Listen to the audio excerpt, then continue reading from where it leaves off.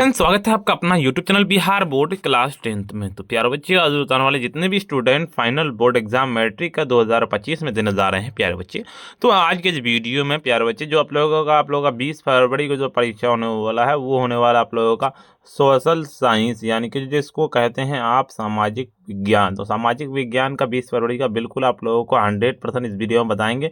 तो वीडियो आपके लिए बहुत ही ज़्यादा इंपॉर्टेंट होने वाला है। चाहे आपका फर्स्ट सेटिंग में पड़े तो 111 सेट कोड होगा, अगर सेकंड सेटिंग में 211 सेट कोड होगा। तो वीडियो आपके लिए बहुत ही ज़्यादा इंपॉर्टेंट है, तो वीडियो को देख के जाइएगा प्यारे बच्चे। उससे पहले आपको बता दें कि वीडियो को लाइक नहीं किया ना, वीडियो को एक बार लाइक कर दीजिएगा, साथ में चैनल को भी सब्सक्राइब करके बेल आइकन को प्रेस कर दीजिएगा और फ्रेंड्स को जरूर से एक बार शेयर कर दीजिएगा। तो चलिए वीडियो को पर कंटिन्यू तक वॉच कर लीजिएगा। आज की वीडियो में हम सब्जेक्टिव बताने वाले हैं सोशल साइंस यानी कि सामाजिक विज्ञान का 245 सेट कोड होगा और 80 नंबर का आपका एग्जाम होगा, बिल्कुल ठीक है। तो चलिए पूरा देख के जाइएगा। पहला नंबर क्वेश्चन करता है आपका कि लौह अयस्क के प्रकारों के नाम लिखे। तो आपको सीधे सामान्यतः लौह अयस्क के 4 प्रकार होते हैं। मैग्नेटाइट वो सर्वोत्तम प्रकार के लौह अयस्क जिसमें 70% से लौहांश पाया जाता है। हेमाटाइट यह सर्वाधिक आपूर्तित औद्योगिक लौह अयस्क, इनमें से लौहांश 50 से 60% पाया जाता है। लिमेनाइट यानी कि यह सध्य कोटि के लौह अयस्क है, इसमें 40 से 60% लौह अंश पाया जाता है, बिल्कुल। इनके सीडेराइट तो चलो ये निम्न कोटि लौह अयस्क है, इसमें 40 से 50% लौह अंश पाया जाता है, बिल्कुल। देखिए 2 नंबर क्वेश्चन है कि हो सार्वजनिक विभिन्नता सामाजिक विभिन्नता के रूप नहीं लेती है, कैसे? तो उन्होंने क्या आता है प्रतिशत से 70% से प्रतिशत सही है कि हर सामाजिक विभिन्नता सामाजिक विभाजन का रूप ग्रहण नहीं कर पाता है। यह हम देखते हैं कभी कभी भिन्न समुदाय के विचार विभिन्न होते हैं, लेकिन उसका कहता है सामान होता है। सामान ही है कि समुदाय विभिन्नता के बावजूद उसमें एकता का बने रहते हैं। यह कहता है रोजमर्रे की बात हो गई है। और निम्न का विभिन्न संपन्न राज्यों की बिहारियों को अनेक तरह का बताया जाता है। ये बिहारी के रूप में सताए जाने वाले लोग समुदाय को समझे जाते हैं, लेकिन वास्तव में हम एक समुदाय के नहीं होकर दूसरे समुदाय में होते हैं। ये समुदाय से तात्पर्य जातियों के कास्ट है, लेकिन बिहार में इतर की किसी अन्य राज्य की सेवाएं जाने के लिए का बिहार होने की एकता बन जाती है, जो समुदाय का क्या रूप ले लेती है, बिल्कुल। आपको इतना लिख देना, बिल्कुल आपका उदाहरण की विभाजन का रूप नहीं लेते हैं, बिल्कुल। चलिए अगले मतलब आपका तीसरा नंबर क्वेश्चन करता है आपको क्या कि भारत की विविधताओं में महिलाओं की प्रतिद्वंद्वित्व की स्थिति क्या है? तो आपको सीधे लिखना है, यानी कि भारत की विधायकों में महिलाओं का प्रतिनिधित्व नगण्य सर्व आंदोलन में किस प्रकार से भागीदारी महिलाओं की थी? और कहता विधायकों में उन पूछ उतनी नहीं है। कई राजनीतिक दल उनकी संख्याएं के हिसाब से उन्हें टिकट नहीं देते हैं।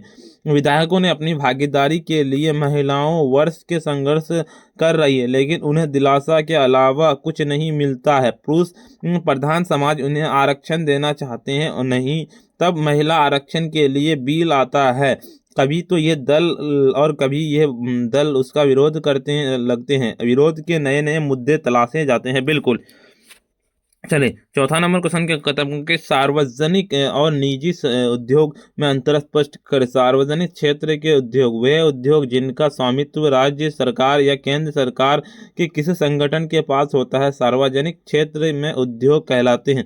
और ऐसे उद्योग का उदाहरण भारतीय रेल मार्ग के दुर्गापुर आदि लौह एवं इस्पात उद्योग, जहाज निर्माण का उद्योग है। निजी क्षेत्र उद्योग वह निजी क्षेत्र जो स्वामित्व कुछ व्यक्तियों अथवा फर्मों की कंपनियों के पास होता है, उन्हें निजी क्षेत्र में उद्योग कहते हैं। निजी क्षेत्र उद्योग का उदाहरण है कि जमशेदपुर स्थित का लौह एवं इस्पात उद्योग, दिल्ली के उद्योग प्यारे ड्रिंक्स जो कहता है कैंपा कोला आदि बनाते हैं। और कहता है ब्रिटानिया उद्योग जो डबल रोटी और कहते बिस्कुट आदि बनाते हैं, बिल्कुल ठीक है।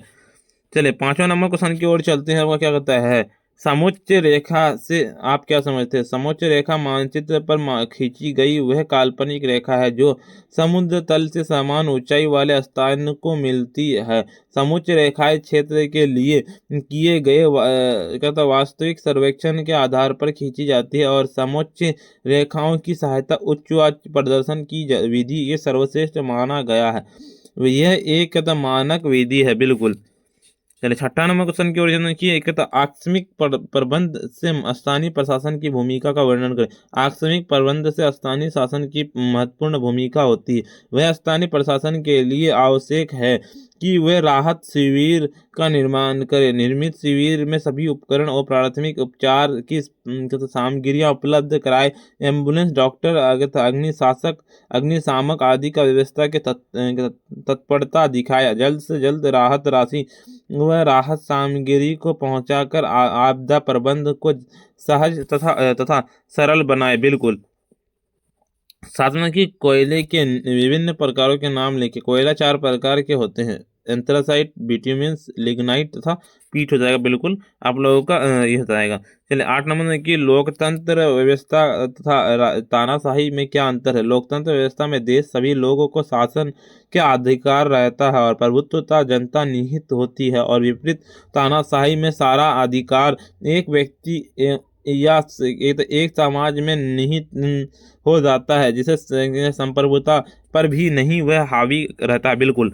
चलिए 9 नंबर कि बिहार में हुए छात्र आंदोलन के प्रमुख कारण क्या है? बिहार में हुए छात्र आंदोलन के प्रमुख कारण निम्नलिखित हैं। कि 1971 में कांग्रेस के दिया गरीबी हटाओ के नारा झूठ साबित हुआ। बांग्लादेश में निर्माण करने तथा वह से शरणार्थियों के कारण भारत की अर्थव्यवस्था लड़खड़ा गई और बांग्लादेश की स्थापना कुरकर अमेरिकी ने सहायता पर पाबंदी लगा दी। 1972 से 73 के मानसून द्वारा दिया गया धोखा। बिल्कुल। देखिए 10 नंबर की सूचना के अधिकार आंदोलन के मुख्य उद्देश्य क्या थे? सूचना के अधिकार आंदोलन के मुख्य उद्देश्य निम्नलिखित थे। पंचायत के दस्तावेजों को आधिकारिक प्रतिलिपि दी जाए। कहते सूचना के अधिकार को कानून की मान्यता मिले। क्या सूचना के स्वतंत्रता नाम से एक विधायक पारित किया जाए और कहता मांगी गई सूचना में कोई हिला हुज्जत नहीं किया जाए। बिल्कुल सही बात है। चले अगले नंबर क्वेश्चन की वजह 11 नंबर क्वेश्चन के आंसर में कि मानव विकास रिपोर्ट क्या है? मानव विकास की ह्यूमन डेवलपमेंट रिपोर्ट संयुक्त राष्ट्र द्वारा प्रकाशित किया गया एक संयुक्त राष्ट्र विकास कार्यक्रम का एक हिस्सा है। विश्व के विभिन्न देशों को खासकर विकासशील देशों को तुलनात्मक शैक्षिक स्तर पर स्वास्थ्य की स्थिति बढ़ती आय के ध्यान में रखने पर यह रिपोर्ट तैयार किया जाता है। मानव विकास रिपोर्ट 3 पर सूचक हैं। जीवन आशा, शिक्षा प्राप्ति और नागरिकों का जीवन स्तर। बिल्कुल। चलिए 12 नंबर क्वेश्चन कहता है आपका क्या करना है कि आय से आप क्या समझते हैं? आय वह मापदंड है जिसके द्वारा देश के आर्थिक विकास की स्थिति का आकलन किया जाता है। किसी भी अर्थव्यवस्था के लिए उसे नागरिकों की व्यक्तिगत अथवा सामाजिक आय संपन्नता विपन्नता की पहचान समग्र रूप से इसे प्रति व्यक्ति आय या राष्ट्रीय आय के रूप में जानते हैं। 13 नंबर की सकल घरेलू उत्पाद से आप क्या समझते हैं? उन्होंने कि किसी भी देश में किसी दिए हुए वर्ष के वस्तुओं और सेवाओं की जो कुल मात्रा उत्पादित की जाती है उसे सकल घरेलू उत्पाद यानी कि ग्रॉस डोमेस्टिक प्रोडक्ट यानी कि जीडीपी कहा जाता है। बिल्कुल।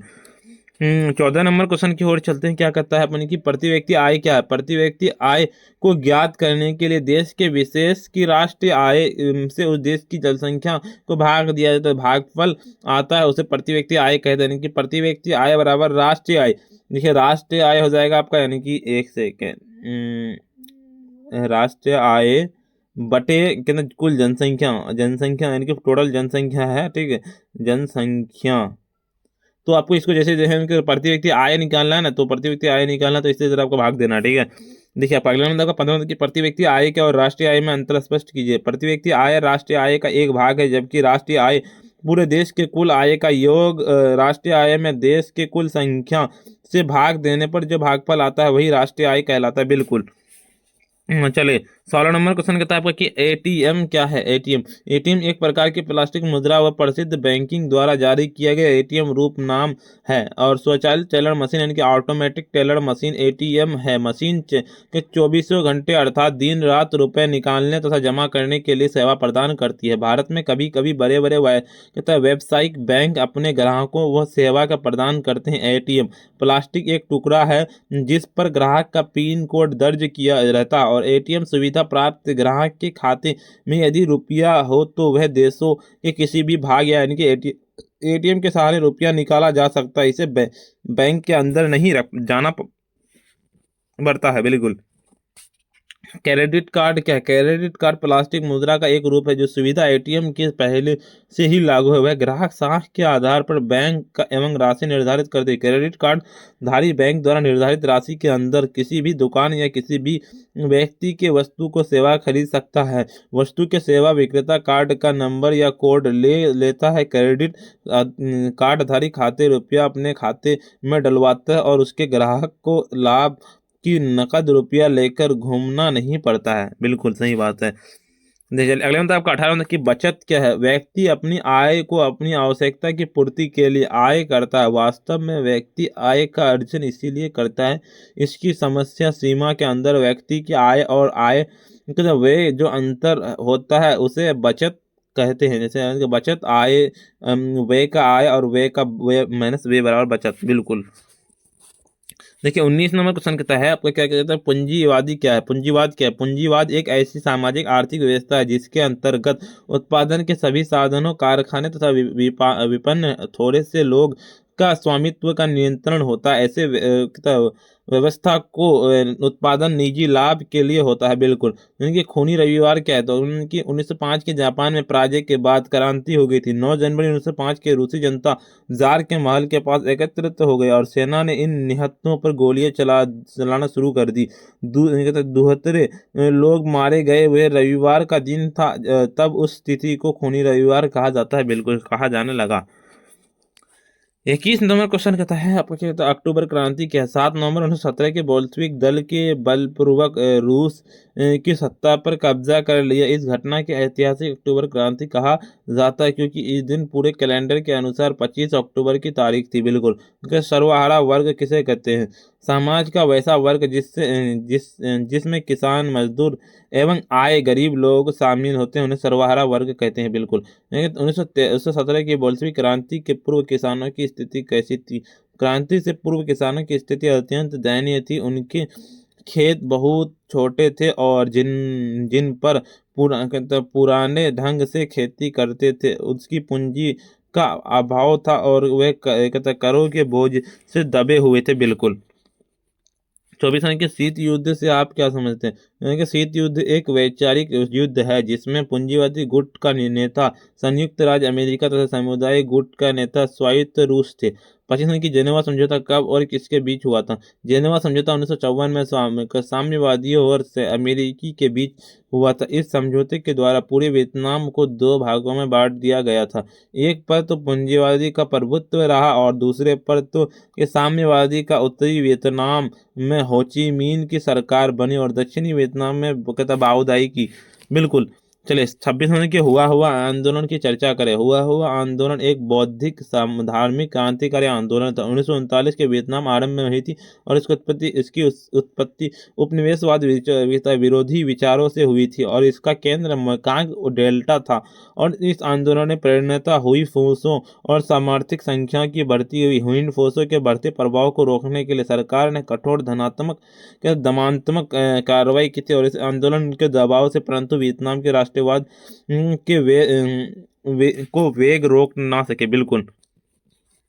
चलिए 27 नंबर की खिलाफत आंदोलन क्यों है। प्रथम विश्व युद्ध की समाप्ति के बाद 1919 में विजय राष्ट्र द्वारा तुर्की के साथ किए गए अन्य के विरोध में रोष प्रकट करने के लिए इसका पूर्ण समर्थन कहता गांधी जी एवं कांग्रेस ने किया था। बिल्कुल। रॉलेट एक्ट से आप क्या समझते हैं कि भारतीय क्रांतियों की बढ़ती हुई क्रांतिकारी गतिविधियों से आंशिक होकर लॉर्ड चैम्फोर्ड के न्यायाधीश कहता ससडीनी रॉलेट की अध्यक्षता पर एक समिति की नियुक्ति। रॉलेट समिति के अनुशासन पर 1919 के कानून का एक्ट के रूप अनुसार सरकार ने किसी भी व्यक्ति का बिना भी अभियोग चलाए अनिश्चित समय से बंदी बना लेती थी। उसे कहता है आप दलील कहते थे। बिल्कुल।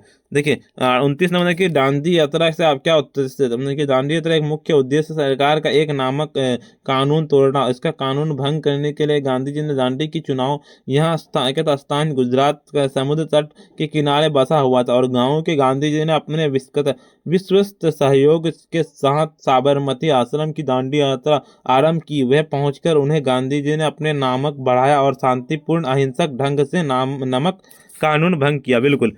देखिए आपको जितना भी मैं आपको देखिए 29 ऑब्जेक्टिव बताया ना, आपको 29 में से 29 बिल्कुल आप लोगों को यानी कि 20 फरवरी को पूरा का पूरा 100% देखने को मिलेगा और पूरा का पूरा यही वाला पूछेगा। अगर आप 450 प्लस नंबर लाना चाहते हैं तो आपके लिए वीडियो बहुत ही ज़्यादा इंपॉर्टेंट है। आप देख लीजिए वीडियो को दोबारा से।